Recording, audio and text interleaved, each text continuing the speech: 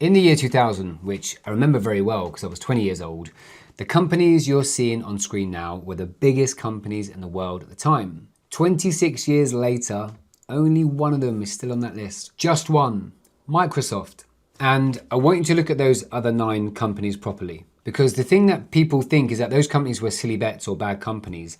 They weren't. They were the strongest bets, the strongest stock picks at that time. General Electric was a top company for 5 years in the S&P 500. Yes, that tracker we all invest in all the time.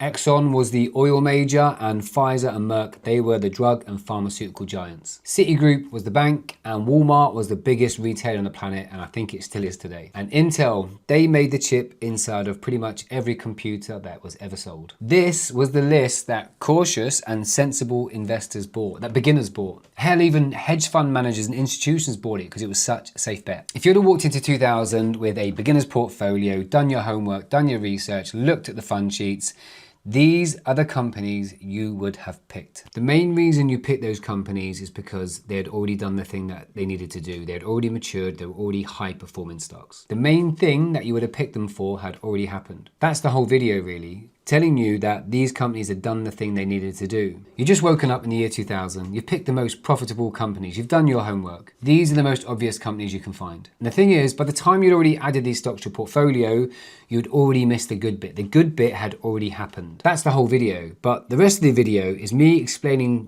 why you shouldn't pick individual stocks, no matter how good they are, no matter how much of a sure bet they are. I'm going to explain to you in the rest of this video why you shouldn't pick those individual stocks. The fact they're not even one of the top companies today is a bit of a spoiler alert, but stick around and I'll go through exactly why. And more importantly, what you can do to stay a successful investor without having to pick the biggest stocks in the world. Let's get into it. Let me do this one properly because the numbers are really stark and it's a name that everyone recognizes. Nokia. In the Nokia 6600 phone. In the third quarter of 2007, Nokia had almost 50% of the market share of the mobile phone market. Say that again, half the market share of the mobile phone market. Nearly 1 in every 2 phones was a Nokia. 5 years later, third quarter of 2012, that was 3.5%. 50% to 3.5% in 5 years. That is some downfall. That's not a bad quarter. That's not a dip.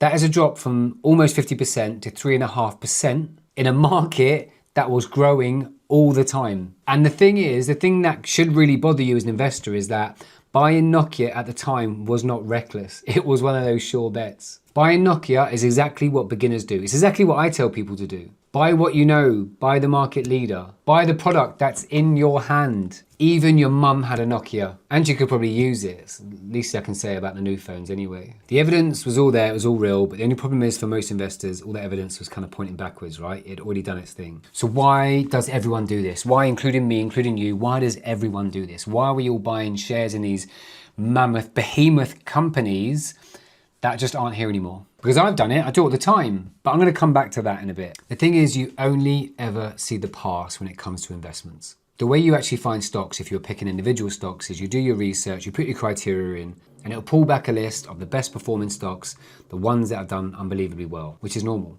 They're the ones that everyone's talking about. Top stocks. Think about SpaceX, for example. The only thing is, every single one of those stocks I've just explained is on a list that has already gone up. The gains have already been made. And by the time a company becomes famous enough for you to even hear about it or hold it in your hand, someone's already bought it. Someone's already paid for the stock. In fact, they've probably sold their shares so you can buy yours. The price today already contains everything you already know. You are not early. You're reading the receipts of other investors and you're calling it a forecast. Which means the feeling you're chasing, the feeling of being right, the feeling of being obvious, that feeling is not an edge. In 2010, Nokia felt like an edge. In 2000, General Electric felt like an edge. The thing about certainty is that it's not information, it's just how it feels from the inside. The reality is, because everyone's doing it at the same time, you feel like it's certain. But if you are feeling that feeling with your stock picks, you should start to feel a little bit uncomfortable. I am talking about individual stock picks here because I'm going to get to the crux of why I'm making this video shortly. Now, 9 of the companies falling off that list, you're going to think this is some kind of warning story, but it isn't, and bear with me. It's actually the opposite because we're going to look at that list right now. GE, General Electric, they dropped out, and who popped up in there?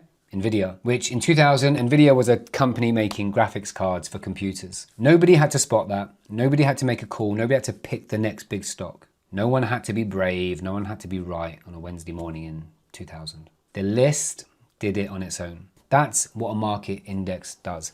That's why we buy index funds. Companies that grow get a bigger share of that index. Companies that are failing and shrinking, they get relegated and they get replaced by what's coming up behind them. The changeover happens automatically, which is a beautiful thing, and it happens whether you are paying attention or not. So the honest question is, of the companies of the top 10 today, the Magnificent Seven even, how many of them will be here in 2050? You can't know that. Nobody in 2000 knew that. The question is whether you need to know. If you haven't seen my video about the £15,000 I invested back in 2022, I'm going to link it up here. That video is all about my individual stock picks, the individual bits I bought. One of them absolutely tanked, which I thought was a sure bet. But sure enough, as I say it today in this video, the shares I bought in that real estate investment trust, they tanked. Because I thought I was beating the market, I thought I was clever, I was buying what everyone else was buying. So yes, it's happened to me too. And that's why I'm making this video. That's why I made that one. Anyway, the awkward bit, because I don't want to sell you a straw man. None of this means picking individual stocks is stupid. I mean, I've made a beginner portfolio that I would build today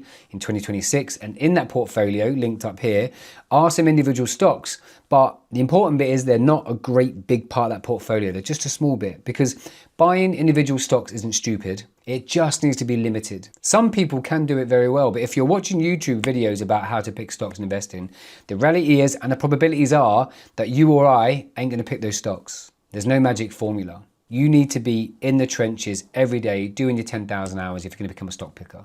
Trust me, you don't want to be there. Sure, if you want to buy stocks of companies you like, you know, you got some Air Jordans, you want to hold shares in Nike, or you like drinking Starbucks coffee, go get shares in them, but just don't make it a big part of your portfolio. Keep it anywhere between 5, 15, 20%. Even then, 20% is real too high. You want to be buying individual stocks that if that company was to go to zero or disappear after 26 years at the top 7 or top 10, it's not going to affect your portfolio. It's not going to blow up the plan. The other thing about picking individual stocks is I always see these same 3 behaviors which are quite prohibitive. Number 1 is waiting until you're sure, right? Waiting until the stock drops enough or till you're ready to buy it. That's number 1. Number 2 is buying the famous name. We've just seen that the most famous names in the world can drop off in a very short period of time. And number 3, selling it when it drops. You know, markets go up and down. In fact, they never go up in a straight line. They tend to go up like that. And every 4 years, the S&P 500 has demonstrated it does have a correction. It does have a crash. But we know through historic performance, it does correct back up again. Market drops and volatility is a part of investing, so get used to it. So thank you for getting this far. I'm now going to wrap up the video and go through the important part of the lesson. So 9 out of 10 companies, 26 years, only 1 left. The lesson a lot of people take from that is be careful which company stocks you pick. That's the wrong lesson, and it's the one beginners fail time and time again. It keeps people frozen. It keeps people from ever starting, which is the wrong thing to do. You need to start. The actual lesson is you do not have to pick an individual stock. You don't need to know which companies win. It's really not that hard. You need to own the list where the strongest companies stay up there and the weakest ones get replaced by the ones that are coming up behind them. Every company that shrinks or fails drops out without you lifting a finger. Every company that's on the up is flying, making profits, gets pushed up through the rankings. This is the argument for owning one entire index fund or ETF. This is why you buy something like the S&P 500. This is why you buy something like a global all-world index fund. You don't need clever ideas and be able to pick 5 amazing stocks because let's face it, you ain't that guy or girl. If you do fancy yourself as that guy or that girl, I did make a portfolio video where I picked my favorite stocks in there, but it's just a small part of the portfolio. Some of the picks might surprise you. Some of them are quite risky, and I like a bit of risk in my portfolio. Being right about companies is incredibly hard. Not needing to be right is available to anyone who has the time and a stocks and shares ISA. I'm one of these. That's all you need.